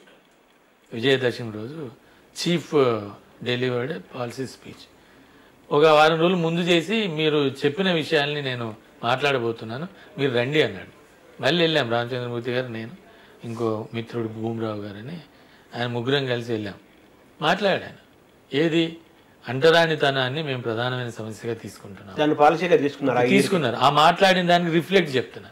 తర్వాత దేవాలయాల్లోకి రాకుండా ఉండే అది నిరోధించడానికి కూడా నేను దేశానికి విజ్ఞప్తి చేస్తున్నా, చేయొద్దు, అందరికీ ఒకే శ్మశానం ఉండాలి, అందుకే నీళ్లు, శ్మశానము, దేవాలయం, ఇవి మూడింటిని మనం వివక్షకు గురి చేయడానికి వీల్లేదు అని మాట్లాడాడు ఆయన. ఆయన స్పీచ్లో కూడా, రిటర్న్ స్పీచ్లో కూడా అది ఉంది. కాబట్టి అట్లా ఆ తర్వాత చాలాసార్లు మాట్లాడుతున్నాం, చాలాసార్లు ఇప్పటికీ మాట్లాడుతాను. నేను నా అభిప్రాయాన్ని నేను మార్చుకోలేదు, నా అభిప్రాయం ఒకటే. నిజంగా నేను చెప్పదలుచుకున్నది అంటే ఐఎమ్ ఫర్మ్ బిలీవ్ మనుషులందరూ ఒక్కటిగానే మారాలి, ఒక్కడే మనిషిగా ఉండాలి. ఆ మనిషి ఎట్లుండాలి, అన్నదమ్ముల్లాగా, సోదరుల్లాగా, ఒకే కుటుంబంలాగా ఉండే దేశము, సమాజం, మతం కావాలి. దానికి కావడానికి ఎవరితోనైనా ఎప్పుడైనా మాట్లాడడానికి నాకేం అభ్యంతరం లేదు. చాలా కొంతమందికి అభ్యంతరం ఉండొచ్చు, భగవత్తో మాట్లాడితే నష్టేముంది, 2 గంటలు టైం పోతుంది కావచ్చు, 2 రోజులు టైం పోతుంది. ఇందాక మనం భాగవత్ గారి గురించి మాట్లాడుకుంటున్నాం. మీరు ఆయనతో కలిసిన విధానం దాన్ని బట్టి చూస్తే ఆయన చాలా డెమోక్రటిక్గా ఉన్నాడు అనిపిస్తుంది కదా, ప్రజాస్వామ్యత. మనము ఇప్పుడు ఏమవుతుందంటే ఒక సంస్థకు ఒక నాయకుడు, సంస్థ విధానాలు అవన్నీ రిఫ్లెక్ట్ అవుతాయి. బట్ యాజ్ ఏ పర్సన్, అంటే నేను ఒక వ్యక్తిగా భగవత్ గారిని, మోహన్ భగవత్ని చూసినప్పుడు వినడానికి సిద్ధంగా ఉన్నాడు. రెండోది ఆయన చాలా ఓపెన్గా చెప్పాడు ఎట్లా ఏమవుతుంది అనేది, అంటే వాళ్ళ విధానాల్లో పద్ధతి. నేనేమంటానంటే ఈ డైలాగ్ కంటిన్యూ కావాలి. ఇవాళ నేను చనిపోయినా ఆయన చనిపోయినా ఎట్లాగో చనిపోతాం మేము. ఇప్పుడు మాకు 60 ఏళ్ళు లేదు, ఇంక 20 ఏళ్ళు 10 ఏళ్ళు 4 ఏళ్ళు బతుకుతాం. ఈ విధానం కంటిన్యూ కావాలి, నేను కోరేది అదే. ఆడు ఎంత కరడుగట్టిన మతవాది అన్నా ఉండనే పిలిచినప్పుడు పోయి మాట్లాడాలి. ఏం తప్పే, నువ్వు చేస్తుంది తప్పు అని చెప్పగలిగాను. అది మన దగ్గర ఉండాలి. అది మేము చేసినాం. అది రామచంద్రమూర్తి గారు ఉన్నారు. తర్వాత నేను మహబూబ్నగర్లో మీటింగ్లో మహబూబ్నగర్ మీటింగ్ అయితే మన రిపోర్టర్లు ఉన్నారు కదా, వాళ్ళందరూ పరేషాన్ అయిపోయారు. ముందు అరే వీడు వచ్చుడైంది మీటింగ్, నాకు అర్థం కాదు. సీనియర్స్ ఉన్నారు నాకు, అప్పుడు నాకు సీనియర్ వాడు వీడు అనేటోళ్ళు కూడా ఒకరిద్దరు ఉన్నారు. అరే నువ్వు వచ్చుడేందిరా, నువ్వు వచ్చుడే నాకు అర్థం కావట్లేదు, నువ్వు ఎట్లా వచ్చినావు మీటింగ్ అనుకున్నాము. కానీ నువ్వు మాట్లాడిన తర్వాత అనిపించింది అరే కరెక్ట్గా నువ్వు రావడం కరెక్ట్ అయింది. అంటే నేను అనేది ఏంటంటే ఆ రకమైన పోయిన తర్వాత, అందుకే రామచంద్రమూర్తి గారు హన్స్ ఇండియాలో ఇదంతా రాసినాం, ఆయనతో ఏం మాట్లాడాం ఏందని భగవద్గీత, ఎందుకంటే రికార్డ్ చేయాలనేది నా ఉద్దేశం. అవును, అంటే ఏదన్నా హిస్టరీలో ఇప్పుడు నేను నేర్చుకున్నది సార్, నేను నేర్చుకున్నది చిన్నప్పటి నుంచి అన్ని కులాలు అన్ని మతాల్లో అందరూ చెడ్డవాళ్ళే ఉండరు. This is the first thing. అందరు మంచోళ్ళు కూడా ఉండరు. రెండో విషయం ఏమిటంటే అంతిమంగా అందరం కలవాల్సిందే కదా. కలిసేటప్పుడు ఆ ప్రయత్నం ఎందుకు మొదలు కాకూడదు? ఆ మొదలు కావాలనే దానిలో మొట్టమొదటి పాయింట్ ఏంటి? డైలాగ్. బ్రాహ్మిన్స్ ఉన్నారు, రెడ్లు ఉన్నారు, బీసీలు ఉన్నారు, ట్రైబల్స్ ఉన్నారు, అందరు ఉన్నారు. నేనంటే అన్నిటికంటే నేనంటే నీకు డైలాగ్ ఉండాలంటున్నాను, ముడుచుకొని కూర్చోవద్దు అంటున్నాను. శంకరన్ గాని వేణుగోపాల్ గారు కానీ వాళ్ళంతా మరి బ్రాహ్మిన్సే కదా. వాళ్ళు బ్రాహ్మణ్సే కాదు సార్, వాళ్ళ కృషి అసలు. శంకరన్ గారు, కేఆర్ వేణుగోపాల్ గారు నాకు తెలిసి ఈ దేశంలో లిజెండ్ సార్. వాళ్ళకి రావాల్సినంత గౌరవం, రావాల్సినంత ప్రాచుర్యం అని నేను అనను, ఆ వర్డ్ కరెక్ట్ కాదు, కానీ గుర్తింపు కూడా కరెక్ట్ కాదు. బట్ తెలియాల్సినంత వాళ్ళ గురించి తెలియలేదు. వాళ్ళు చేసిన పనులు ఏవైతే ఉన్నాయో అద్భుతమైన మనుషులు. అంటే ఒక పోత పోసిన మానవత్వానికి పోత పోస్తే ఎట్లా ఉంటుందో వాళ్ళిద్దరు అటువంటి ఒక సింబల్ సార్. తెలియదు వాళ్ళ గురించి, చాలా చరిత్రలో చాలా పోతాయి. ఇప్పటికైనా మనలాంటి వాళ్ళని మీలాంటి వాళ్ళని చేయాల్సిన అవసరం ఉంది. ఆ పని వేణుగోపాల్ గారు ఉన్నారు కాబట్టి వారిని మనం చెయ్యాలి, రికార్డ్ చేయాలి. అటువంటి మనుషుల్ని డైలాగ్ ఉండాలి. నేనేమంటే బౌద్ధం కూడా చెప్పింది ఏంటి? That dialogue is very important. ఆయన కొలియా శాక్య తెగల మధ్య యుద్ధం జరిగేటప్పుడు, జరుగుతుంది అనుకున్నప్పుడు, దాన్ని వ్యతిరేకించి ఆయన ప్రభురాజ్యకుడు అయ్యాడు. మిగతా కారణాలు, చరిత్రలో చెప్పే కారణాలు, ఆయన జీవితం గురించి చెప్పిన కారణాలు పాటు ఇది కూడా ఒక ప్రధానమైన కారణం. చర్చ జరగాలి కదా. ఆయన ఏమన్నాడు? యుద్ధం చేయాలన్నప్పుడు నేను వ్యతిరేకిస్తున్నాడు. ఘన సమాజం ఏంటి? వ్యతిరేకించిన వాడికి శిక్ష ఉంటుంది. ఘన సమాజం యొక్క నిర్ణయాన్ని వ్యతిరేకించడానికి లేదు, అంటే మెజారిటీ నిర్ణయాన్ని. ఆయన నేనే పరివార్యం అని పోయాడు. కానీ ఆయన ఏమన్నాడు? మీరు డైలాగ్ చేయండి రా, కొట్లాడటం కాదు. నీళ్ళ గొడవ ఉంటుంది, ఇంకో గొడవ ఉంటుంది. అందుకే తెలంగాణ ఆంధ్ర మూమెంట్ టైంలో కూడా మేము అదే అడాప్ట్ చేసాం. మేమేమన్నాము? ఎవరిని కూడా ఇక్కడ నుంచి తిట్టాల్సిన పని లేదు, కొట్టాల్సిన పని లేదు. వాళ్ళు మాట్లాడే వాళ్ళు వ్యతిరేకించే వాళ్ళతో మాట్లాడుదాం. నువ్వు ఎందుకు వ్యతిరేకిస్తున్నావు చెప్పు.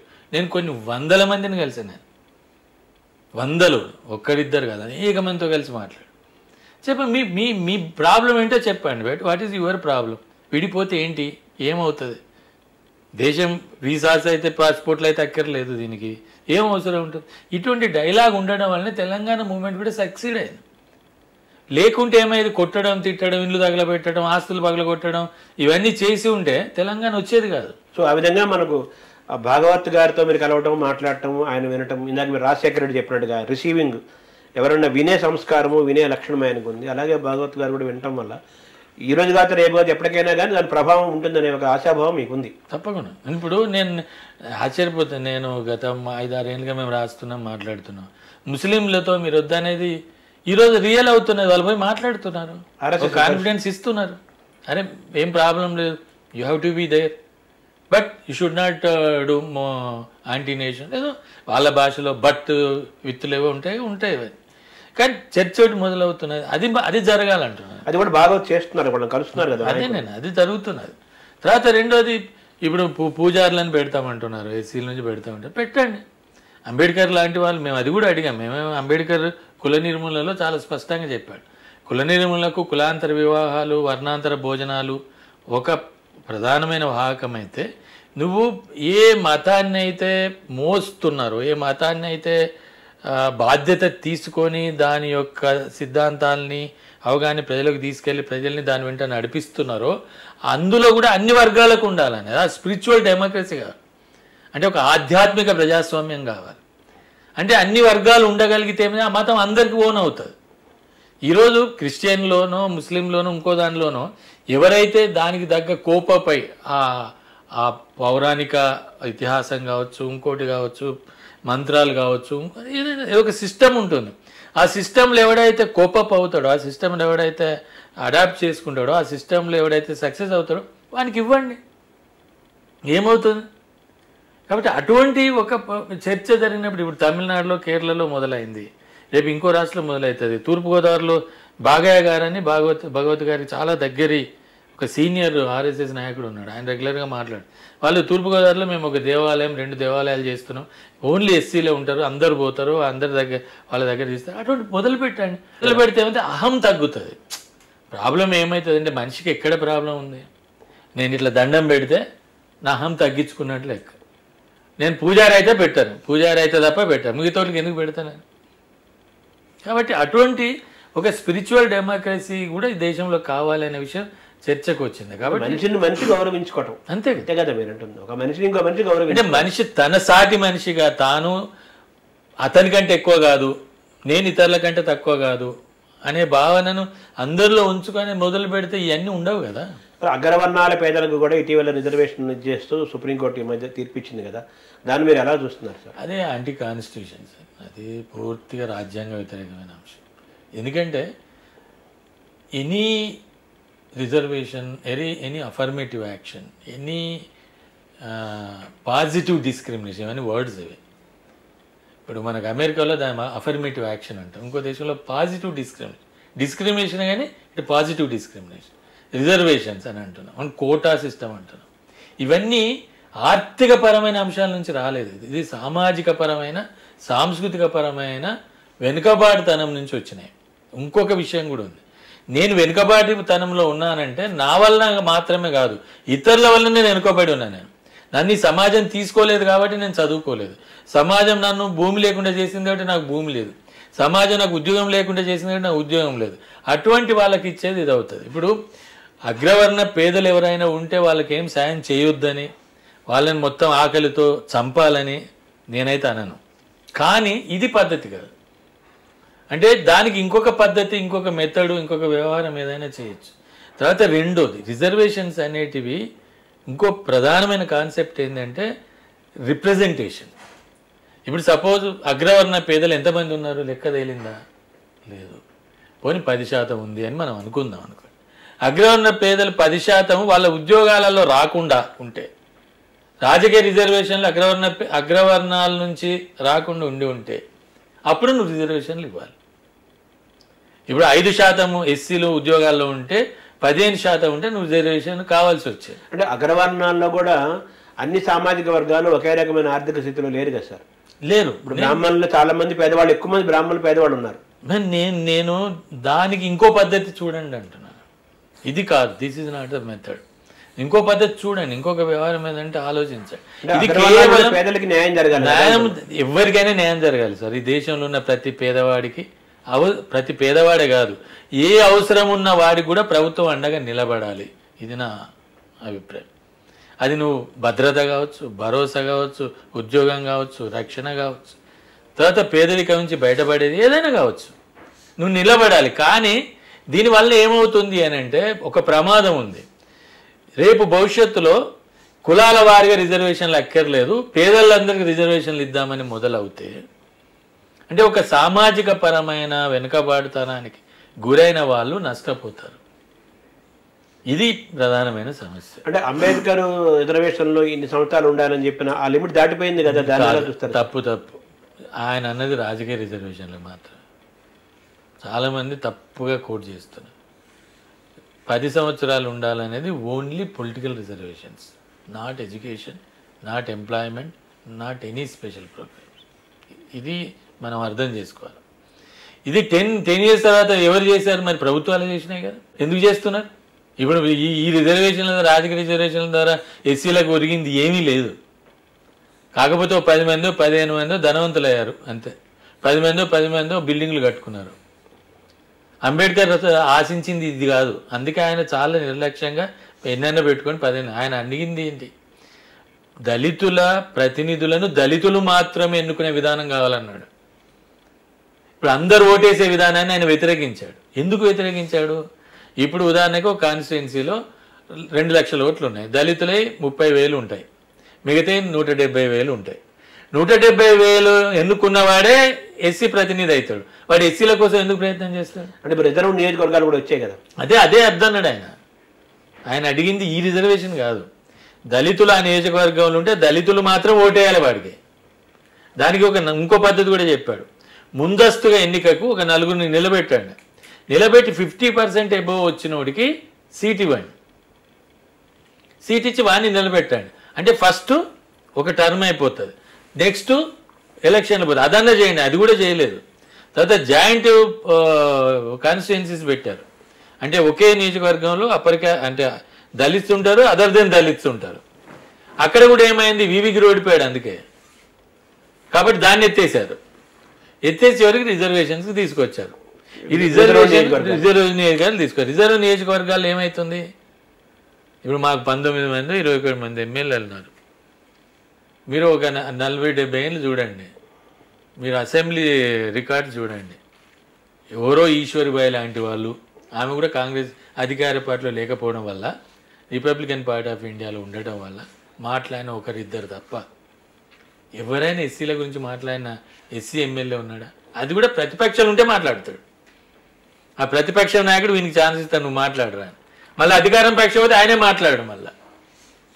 అంటే ఈ రిజర్వేషన్స్ అనేటివి ఒక హక్కును కలిగించినయే తప్ప ప్రజలకు పెద్దగా ప్రయోజనాన్ని కలిగించిన రిజర్వేషన్ మెథడ్ కాదు ఇది పొలిటికల్ రిజర్వేషన్. అంటే అంబేద్కర్ సూచించిన రిజర్వేషన్ విధానం సరిగ్గా జనంలోకి వెళ్ళలేదంటారా?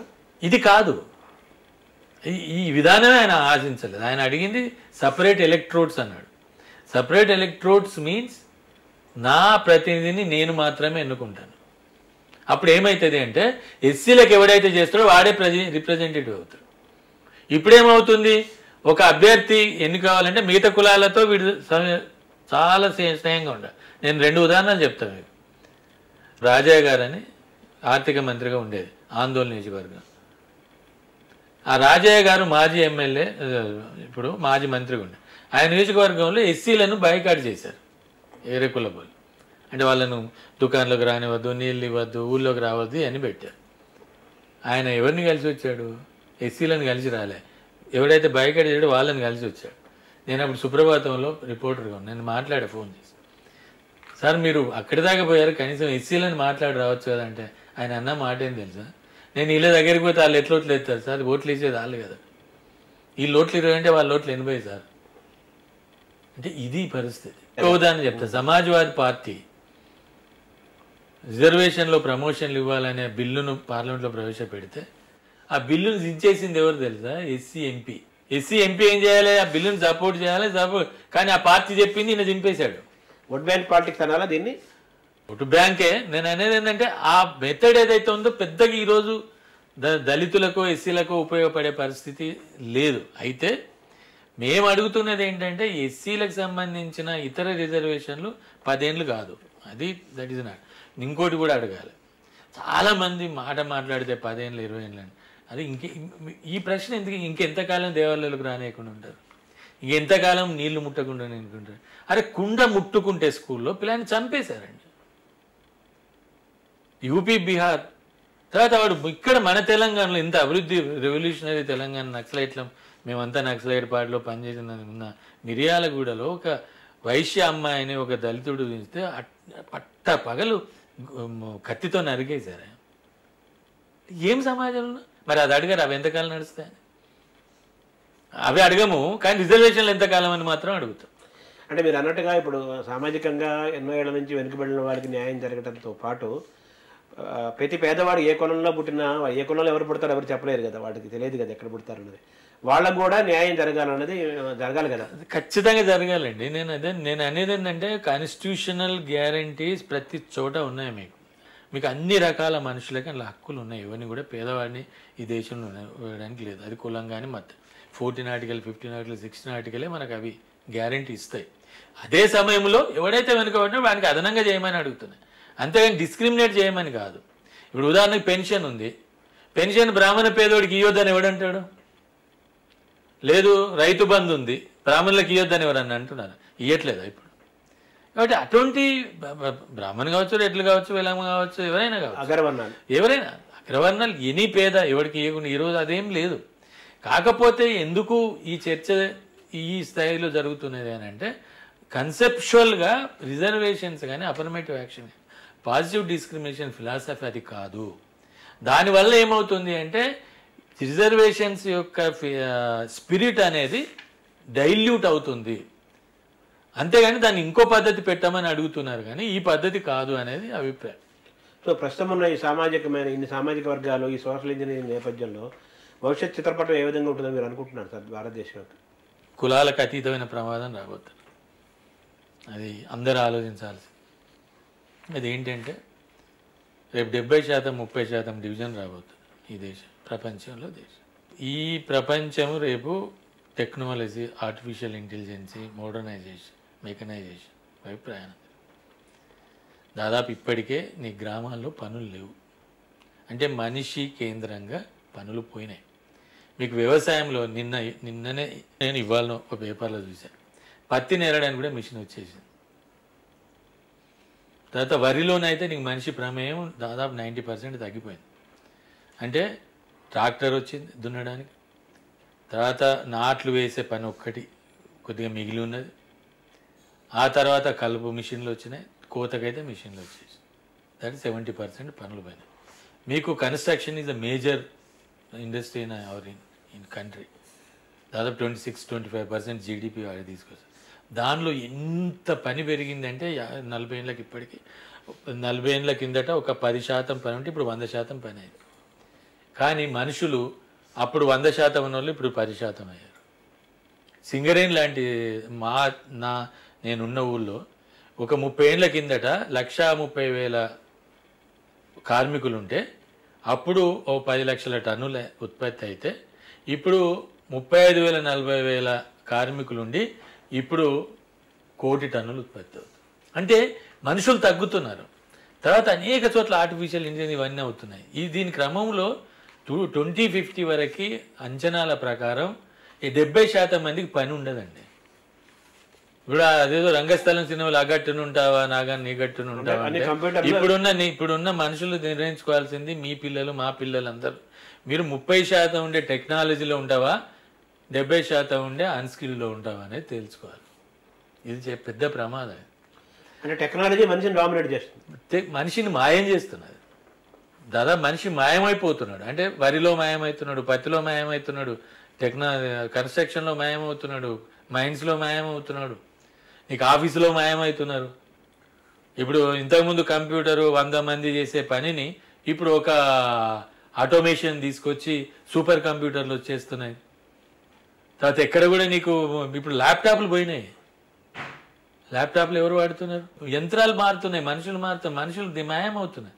ఇది పెద్ద సమస్య రేపు భవిష్యత్తులో. మనం ఇంకా కులాలు మతాల మధ్యలో ఉన్నాం ఇంకా. కానీ అన్ని కులాలకు మతాలకు అతీతమైన ఒక సునామీ రాబోతున్నది. అది కూడా మనిషి తయారు చేసిందే కదా. దానితో ఇంకో ప్రాబ్లం ఏంటంటే ఇక్కడ కూడా మళ్ళీ కులం ఉంది. ఒక 30% దాంట్లో మళ్ళీ పైన ఉండి ఇప్పటి వరకు ఉన్న ఆధిపత్యంలో కులాలు ఉంటాయి, 70%లో మళ్ళీ ఎస్సీ ఎస్టీలంతా మాయమైపోతారు. నేను ఆ కోరిక ఒక్కటే, ఎవరమైనా మనిషి అయినా అనేవాడు ప్రతి ఒక్కరూ టెక్నాలజీలో పోటీ పడడానికి ప్రయత్నం చేయండి. ఆ ప్రయత్నం చేయకపోతే మనం ఎటువంటి భవిష్యత్తు లేదు మనకి. సాంకేతికంగా బలవంతుడై అంతే. ఇప్పుడు మీరు టెక్నాలజీ ఉంది, మీరు టెక్నాలజీకి పద్ధతిగా ఆయన రేపు ఇంకో కంప్యూటర్ వస్తే కెమెరా వస్తుంది, మన మిత్రుడు రాజు గారు ఇంకో కెమెరా తీసుకొని వస్తాడు. ఆ కెమెరా నాకు ఆపరేట్ కాదంటే సార్ నువ్వు ఇంటికి వెళ్ళి అంటాడు. కెమెరా ఆపరేట్ చేసుకొని తీసుకుంటాడు. ఇంకా వానికి పని కావాలి కదా. తర్వాత డబ్బులు పెట్టే పెట్టుబడిదారుని నువ్వు 200 మందిని పెట్టుకో, నువ్వు 100 మందితో పని చేయించుకుంటే కుదరదు కదా. తర్వాత రెండోది అంతకంటే ఇంపార్టెంట్ ఏంటంటే సార్, మనిషి అనేవాడు శ్రమలో బతికితేనే వాడు గౌరవంగా ఉంటాడు సార్. ఆ శ్రమలో బతకని మనిషి అనేవాడు గౌరవం ఉండదు సార్. వాడు ఇతరులు ఇచ్చే డబ్బులు ఏవైతే ఉన్నాయో, సహాయాలు ఏవైతే ఉన్నాయో దాంతో బతికేవాడు వాడు అగౌరవంగా ఉంటాడు. వాడికి ఆ భరోసా ఉండదు. వాడి శ్రమ ద్వారా కష్టార్జితం ద్వారా బతికితేనే వాడికి ఒక ఆత్మ విశ్వాసం వస్తుంది, ఒక స్వాభిమానం ఉంటుంది, సెల్ఫ్ రెస్పెక్ట్ ఉంటుంది. నువ్వు పని ఇప్పుడు ఉదాహరణకి మన 2 రాష్ట్రాల్లో 60% of the people they are depending on pensions. Pension లేకపోతే ఆకలి చాలు వస్తుంది. రేపు వీళ్ళందరికీ 70% మందిని చంపరు. ఏం చేస్తే ఇవన్నీ స్టడీస్ ఉన్నాయి. 70% మందిని ఏం చేస్తారంటే ఇల్లు ఇస్తారు, నీళ్ళు ఇస్తారు, కరెంట్ ఇస్తారు, బియ్యం ఇస్తారు, వండుకొని తిను, పశువులాగా ఉండి పశువులాగా చావు. వాడు ఈ సిస్టంలో ఎక్కడ పార్ట్ కాడు. శ్రీశ్రీ అన్నట్టుగా శ్రమయోగ జీవన సౌందర్యం అనేది చీకటి అయిపోతుంది. శ్రమ లేదు నీకు, మేధో శ్రమ లేదు, నీకు శారీరక శ్రమ లేదు. వాడు ఎవడో 30% మంది పనిచేస్తారు, 20% మంది పని. ఇప్పటికీ అది వచ్చేసింది దాదాపు. మన రాష్ట్రంలో 2 రాష్ట్రాల్లో దాదాపు నాకు తెలిసి ఒక 2 కోట్ల మంది నిరుద్యోగులు ఉన్నారు. ఎవరికి ఏం పని లేదు. అబ్బాయి పెన్షన్తో బతుకుతున్నారు, లేకుంటే మీరు నేను పని చేస్తే బతుకుతున్నారు. యూత్ పని లేదు. అంటే టెక్నాలజీ మనుషులు కలపట్లేదు అంటారా? లేదు, టెక్నాలజీ ధ్వంసం చేస్తుంది. అంటే ఇది అనివార్యమా, దీన్ని ఆపాలనా? నేనేమంటున్నానంటే ప్రజల్లో మీకు చార్లీ చాప్లిన్ టైంలో యంత్రాలను ధ్వంసం చేసే ఉద్యమం వచ్చింది. మళ్ళీ ప్రజలందరూ ఒక నిర్ణయం రావాలి ఈ పార్టీలకు. అనేక అనవసరమైన చోట్ల అన్ని చోట్ల యంత్రాలను పెట్టి మనిషిని దూరం చేసే ఒక విధానాన్ని ప్రభుత్వాలు తగ్గించుకోవాలి. తప్పదు. తగ్గకపోతే జరిగేది విధ్వంసం. అంటే టెక్నాలజీ డెవలప్మెంట్లో వృత్తులతో పాటు కళలు కూడా అంతరించిపోతున్నాయి కదా. పోతాయి, అటువంటి పోతాయి సార్. నీకు మనిషి కాంటాక్ట్ లేని పరిస్థితి వచ్చింది కదా సార్. నువ్వు ఇట్లా మాట్లాడుకున్నంత ప్రేమ, గౌరవం అదొక్కటే కాదు. మనం ఏదో అవసరమైతే జూమ్లో మాట్లాడుకుంటాం, అది వేరే విషయం. బట్ ఆ సంబంధాలు కాదు, కల్చర్ లేదు, ఏమీ లేదు కదా. అంటే రెండోది ఇంకోటి ఏమవుతుందండి సార్, ఈ 30 మందిలోనే అన్నీ ఉంటాయి. ఇక మీకు అరిస్టాటిల్ టైంలో అందరికి ఓటు హక్కు ఉండేది కాదు. ఎవడైతే సిటిజన్ అంటే పౌరుడు అంటే వాడు పురములో ఉండేవాడికే ఉండేది. పౌరసత్వం అంటే అర్థమైంది పుర అంటే పట్టణము, బయట ఉన్నవాడికి లేదు. రేపు అట్లే ఒక సిటీస్ ఏర్పాటు అవుతాయి. నాగరికుడికనే అంటే సివిలైజ్డ్. మిగతా బయట ఉన్నవాడు లేదాడు, బయట ఉన్నవాడు ధ్వంసం అయిపోతాడు. కాబట్టి ఇది ప్రమాదం. దీని గురించి ఆలోచించాల్సిన అవసరం అందరి మీద ఉన్నది. ఇప్పుడు ఎస్సీ, ఎస్టీ, బీసీ, మైనారిటీ, బ్రాహ్మణులు, రెడ్లు, అందరూ ఆలోచించాలి. అయితే కొంతమంది కంఫర్ట్గా ఉన్నారు. ఇప్పుడు నేనున్నాను, నా కొడుకు టెక్నాలజీ బాగున్నాడు కానీ ఐఎమ్ కంఫర్ట్. కానీ అది కష్టం. రేపు ఇంకా పోటీ పెరుగుతుంది. ఇప్పుడు ఎందుకు అమెజాన్ తీసేస్తుంది, వాడు మలెన్స్కే వాడు తీసేసాడు ఉద్యోగాలు. చాలా చోట్ల లేఆఫ్స్ వస్తున్నాయి, చాలా ఫ్యాక్టరీలు. ఈవెన్ మెకనైజేషన్ అంటే మోటార్ ఫీల్డ్లో లేఆఫ్స్ వస్తున్నాయి. గవర్నమెంట్లో ఉద్యోగాలు తగ్గుతున్నాయి. ఎందుకు తగ్గవు సార్? ఏమి అసలు కాగితం లేదు కదా గవర్నమెంట్. ఇప్పుడు ఫైల్లో మేము వచ్చిన అన్ని సాఫ్ట్ ఫైల్సే. అక్కడ నుండి సంతకం చేయటం, కాగితం లేదు. కాగితం ఉత్పత్తి చేసి చూడే. రాజకీయంగా మీ ప్రయాణం ఏమైనా ఉంటుందా భవిష్యత్తులో? నేను రాజకీయాలకు మొదటి నుంచి ఆలోచించలేదు, ఎప్పుడూ ఆలోచించను. ఇప్పుడైతే ఇంకా ఆలోచించే పరిస్థితి లేదు. ఐఎమ్ స్టిల్ నాకు ఉన్నంత వరకు ఒక మనిషిగా బతకాలని, అది మంచిగా బతకాలని, అందరికీ సేవ చేసే అవకాశం వస్తే ఎంత మేరకైతే అంతవరకు సేవ చేయాలి. తెలుగు రాష్ట్రాల దళితులకు మీ వైపు నుంచి భవిష్యత్తులో ఏమేమి ఆశించవచ్చు? రేపు భవిష్యత్తులో సెంటర్ ఫర్ దళిత్ స్టడీస్ నుంచి ఇప్పుడు నేను చెప్పిందే యువకుల్ని చైతన్యవంతం చేసే ఒక ప్రోగ్రాం పెట్టుకోబోతున్నాను. ఎందుకంటే ఈ పరిస్థితిని ముందు అర్థం చేసుకోవాలి. అర్థం చేసుకుంటే కానీ మన గవర్నమెంట్ ఏం డిమాండ్ చేయాలో తెలుస్తుంది. కాబట్టి మీరు మీ భవిష్యత్తును నిర్మించుకోవాలి, ఆలోచించండి. అదేవిధంగా రెండోది, చదువుకున్న వాళ్ళు మన దగ్గర ఏమైంది, మీకు డిగ్రీలు, పీజీలు చదివి లక్షలాది మంది ఉన్నారు. ఇవేం కూడబెట్టేటి కాదు, అసలు విద్యా విధానం లోపాలు ఉంది. ఇవన్నిటిని మార్చుకోవాలంటే ముందు యువకులు ఒక చైతన్యం రావాలి. అంటే ముఖ్యంగా వాడిలో పరివర్తన జరగాలి. ఎవరినైనా మనిషిలో పరివర్తన జరిగితేనే వాడు తన మార్గాన్ని ఎంచుకుంటాడు ఏం చేయాలని.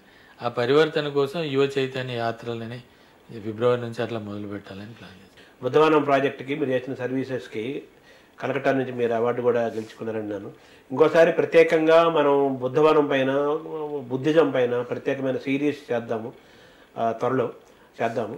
మళ్ళీ మనం కలుద్దాం సార్. థ్యాంక్ యూ, చాలా వివరంగా విశేషాలు చెప్పారు. నమస్కారం మహాశయం గారు, థ్యాంక్ యూ వెరీ మచ్. చాలా రోజుల తర్వాత మీతో మాట్లాడటం, ఈ విషయాలు పంచుకొని నేను ఈ విషయాలను చాలా తక్కువ మందికి చెప్పాను నేను. Thank you very much. Thank you sir. ఇప్పటిదాకా మనం విన్నాం కదా, మల్లేపల్లి లక్ష్మయ్య గారు తను సుదీర్ఘంగా తను చేసిన పోరాటము, చేస్తున్న ప్రయత్నము, ఆలోచనలు అన్నీ కూడా మనతో పంచుకున్నారు. కులాలు, మతాలు, ప్రాంతాలకు అతీతంగా మనుషులంతా ఒకటే, ముందు మనుషులంతా కలిసి మనమంతా ఒకటే అనే ఆలోచనకు వస్తే అన్నీ బాగుంటాయి అంటున్నారు. అన్ని సామాజిక వర్గాలు, అన్ని ప్రాంతాలు బాగుండాలని ప్రధానంగా ఆయన కోరుకుంటున్నారు. మరో వారం మరో వ్యక్తితో, మరో గొప్ప వ్యక్తితో జర్నలిస్ట్ వారు నడుపుదాం. నమస్కారం.